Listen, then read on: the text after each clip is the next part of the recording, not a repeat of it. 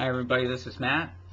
This next segment I'm going to do is on the coronary venous system, a somewhat underrated and not often spoke of part of the coronary vasculature. So anyways, I'm going to speak about it.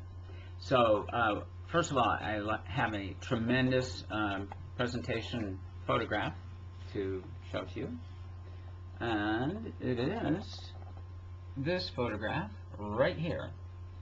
The blue vessels that are being depicted, starting at the right side of the picture.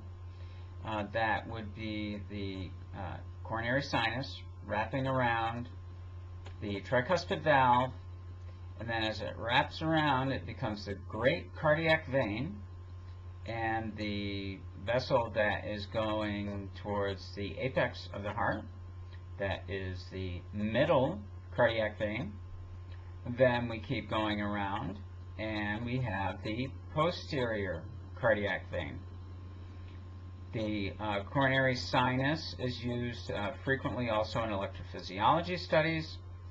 They can place catheters around the coronary sinus into the great cardiac vein and around to the left side of the heart, around the mitral valve, and they are able to potentially detect ventricular tachycardias that have a foci or an origin on the outside of the heart, or the epicardium as it's called.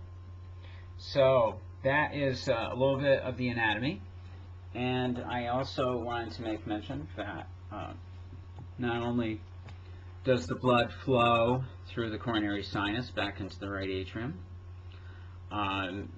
from all these other veins in the heart, but that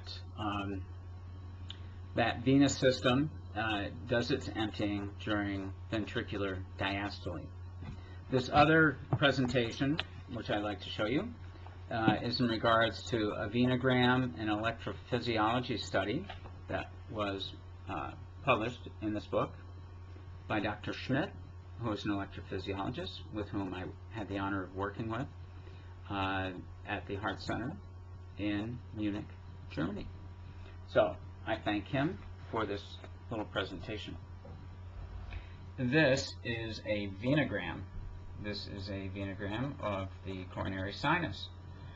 This is a presentation as part of an electrophysiology study of a Wolff-Parkinson-White patient. And if we just pan over to the signals that were obtained, you will see noted here the specific electrodes, and they're labeled CS1 through CS5, and indicative of a Wolff-Parkinson-White study is the inverted delta wave, which if you look really up close, you can see them there. Okay?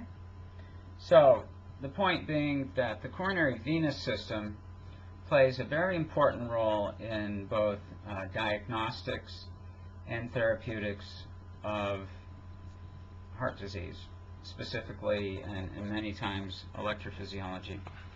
And electrophysiology is a very big field and growing field in regards to not only treating heart rhythm disturbances, but in treating heart failure. There are biventricular pacemakers that are implanted, and one of the leads is actually implanted in the middle cardiac vein, and the pacemakers are programmed such to coordinate the beating of the two ventricles such that it maximizes efficiencies and minimizes heart failure. So that's that whole other area of electrophysiology I'll go into in depth in the future. And that's essentially it. I just wanted to make note of the coronary venous system because it is part of the heart's circulation. I also wanted to make note that in regards to the oxygen content of blood that goes to nourish the myocardium, the heart muscle. 65% of the oxygen that is delivered to the heart cells is consumed. That is much higher than other cells of your body. Other cells of your body only consume, on average, about 25% of the oxygen that's delivered to them. So your heart is oxygen hungry, and it makes use of it, and it does a good job because it pumps oxygen to all the other cells of your body. So anyways, that's the coronary venous circulation. I wanted to kind of touch upon that. It will be brought up again as part of presentations on electrophysiology, because again, it plays a major role in access and also plays a major role in terms of therapy of different heart rhythm problems that you may have. And that's it. Have a good day.